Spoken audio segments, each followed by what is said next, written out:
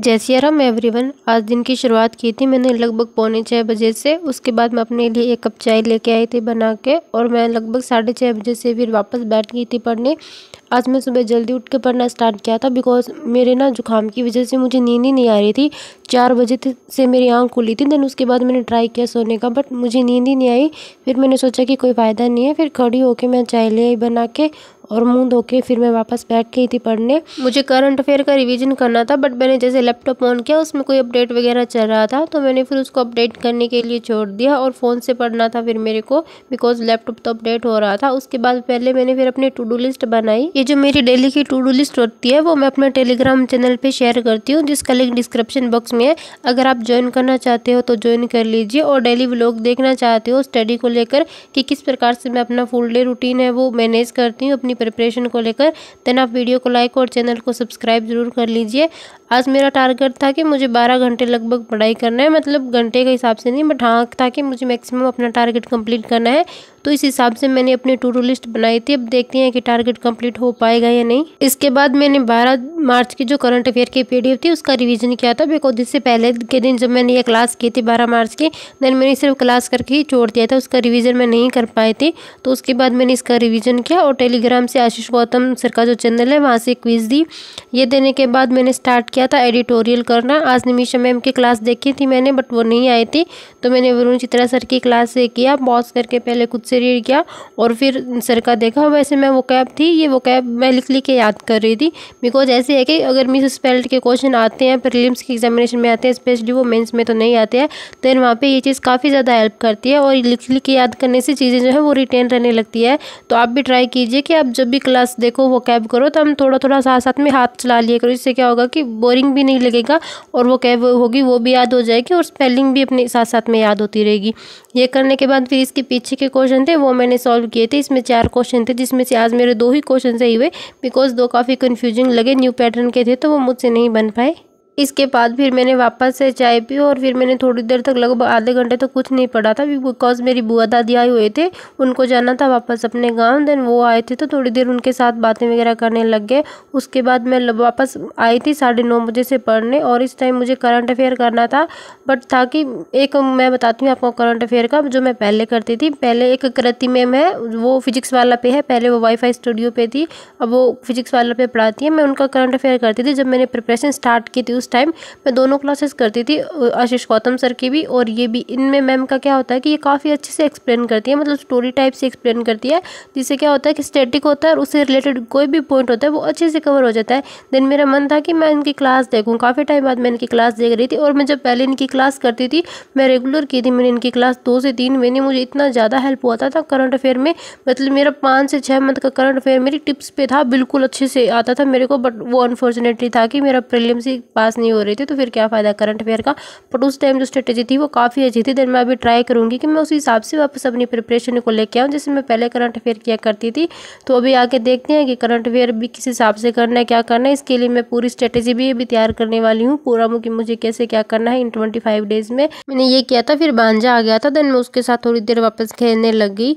ये करने के बाद मैंने करनी थी आशीष गौतम सर की करंट अफेयर की क्लास करनी थी, जिसमें मैं काफ़ी देर तक तो मैं स्ट्रेटेजी ही बनाती रही कि मुझे करंट अफेयर में क्या और कैसे करना है। देन मेरे माइंड में क्लिक हुआ कि हाँ, इस हिसाब से अगर मैं करूँगी तो लास्ट 25 डेज में मैं इतना अपना कवर कर सकती हूँ। देन यहाँ से काफ़ी अच्छे मैं नंबर गेन कर सकती हूँ, बिकॉज यह है कि 60 में से 50 नंबर नहीं लेके आने, 50 का होता है या 60 का, आई डोंट नो, वो देखेंगे। देन कंप्लीट नहीं करना है, इतना करना है कि हाँ कट ऑफ क्लियर हो जाए और थोड़ा अच्छा मार्क्स आ जाए, 17-18 नंबर। इस हिसाब से मैं अपना शेड्यूल सेट करने वाली हूँ।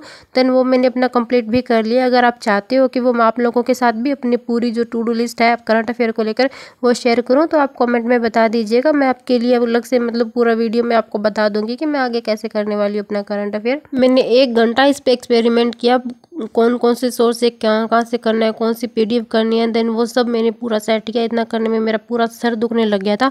उसके बाद फिर मैं खड़ी हो गई थी, मैंने पढ़ा ही नहीं था करंट अफेयर, वापस सर की क्लास छोड़ दी थी बीच में ही। देन उसके बाद फिर मैं नहाई, खाना वगैरह खाया, और वापस से मैं 11 बजे बैठी थी पढ़ाई करने। इस टाइम मैंने करंट अफेयर पढ़ना स्टार्ट करा था। मैंने जो टारगेट बनाया था उस हिसाब से मैंने देखा कि आज मुझे 1, 2 और 3 मार्च 3 दिन का करंट अफेयर का रिवीजन करना है। देन पहले मैंने वो किया, और उसके बाद मैंने आशीष गौतम सर की क्लास क्लास से रिवीजन किया था। जब मैंने क्लास कर रही थी देन उसमें जो 12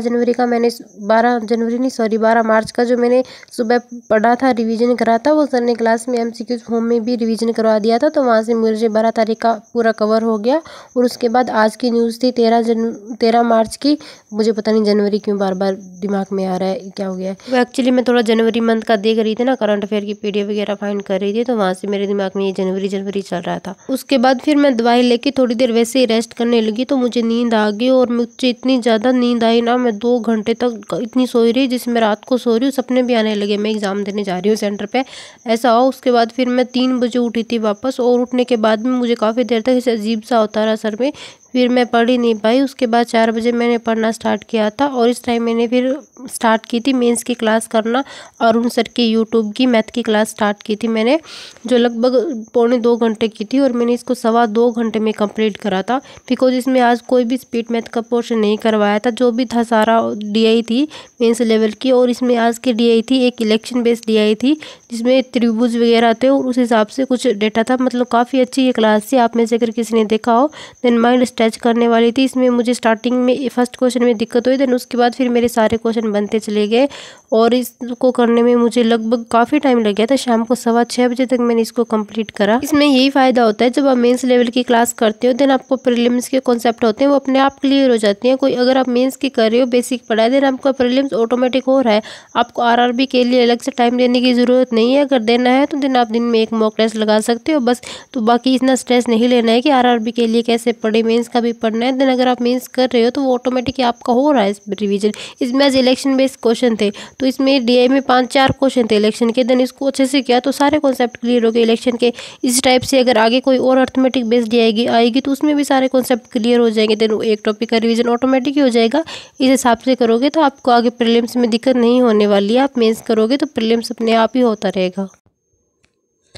ये था जो DI थी कि त्रिभुज वाली, ये वाली अच्छी DI थी। मतलब इसमें थोड़ा सा डेटा समझने की ज़रूरत है। अगर इंस्ट्रक्शन अच्छे से समझ आ रहा है देन DI बनना इजी हो जाएगा। और इसमें मतलब काफ़ी मतलब इतनी ज़्यादा कैलकुलेशन तो नहीं था, बट थोड़ा सा ये लेंथी था। लास्ट वाली DI थी वो थोड़ी सी कैलकुलेटिव थी। बाकी अगर एक बार समझ आ रही है देन बनती चली जा रही थी। एग्जैक्ट एकदम लेवल था एग्ज़ाम का। ये करने के बाद फिर मैंने खाना वगैरह खाया, और मैं वापस 7:30 बजे से मैंने पढ़ना स्टार्ट करना था। आज तो था खाना मैंने मासी के घर खाया था, छोटे दादा और के घर त्यौहार था होली का। देन उन्होंने कहा कि उनके घर पे बनाया है हमारा खाना। देन वहाँ से आने के बाद मैं 8 बजे से मॉक टेस्ट लगाने बैठी थी। रीजनिंग का मैंने सेक्शनल मॉक स्टार्ट करा था करना, जिसमें मैंने स्टार्टिंग का जो क्वेश्चन था वो ब्लड रिलेशन का था। उसमें मैंने एक क्वेश्चन बनाया, छोड़ दिया, बिकॉज ब्लड रिलेशन का मैंने अभी पढ़ा नहीं है मेंस लेवल का कि कैसे सॉल्व करना होता है। फर्स्ट वाला था वो थोड़ा सा बना तो मैंने कर दिया। और एक DI वो मैंने बनाई थी जिसमें वो बन गई थी, बट उसमें 3 ही क्वेश्चन के थे। और मैंने फिर इसको ना बीच में ही मुझे छोड़ना पड़ा, बिकॉज पता नहीं क्यों मेरा सर इतना ज़्यादा घूमने लगा और जी घबराने लगा। देन मैंने फिर इसको कंप्लीट ही नहीं करा, मुझे बीच में ही इसको सबमिट करना पड़ा। बट बाद में मैंने इसको सबमिट करके आधा घंटा मैंने रेस्ट लिया। देन उसके बाद मैंने इसका एनालिसिस करा था पूरा कंप्लीट। दिन में इतना ज़्यादा सोने की वजह से और थोड़ा जुकाम है, तबीयत भी ठीक नहीं है, तो इस वजह से ये मुझे थोड़ा दिक्कत हो रही थी। बट फिर इसको मैंने कंप्लीट करा। और इसमें जो थी पजल थी, जो फर्स्ट वाली पजल थी ये वाली, वो मेरे से नहीं बनी थी। इसमें 2-3 बार ट्राई करा, बट 3 पॉसिबिलिटी लेके चली थी, वो तीनों ही लास्ट में वो गलत आ रही थी। और ये सर्किल वाली थी 10 मेंबर, ये इजीली बन गई थी 7 से 8 मिनट में। और इसमें एक कैटेगरी वाली पजल थी, इसको बनाने में मुझे टाइम लगा। बस आज मैंने इतना ही करा था। ये थी मेरी पूरी कंप्लीट टू डू लिस्ट 13 मार्च की, जिसमें मैं आज आधा ही कर पाई थी। मेरा टारगेट था 12 घंटे का, बट 6.25 ही घंटे कर पाई मैं। वो कैब की क्लास भी नहीं हुई थी, मॉक टेस्ट भी नहीं लगा पाई थी RRB का, और मुझे रीजनिंग मेंस की भी नहीं की और इंग्लिश की भी नहीं की, बिकॉज तबीयत की वजह से। गाइस आप प्लीज़ आप लोग अपना ध्यान रखना, बिकॉज इस टाइम पे अगर एक बार बीमार पड़ गए ना देन ठीक होने में काफ़ी वक्त लग जाता है।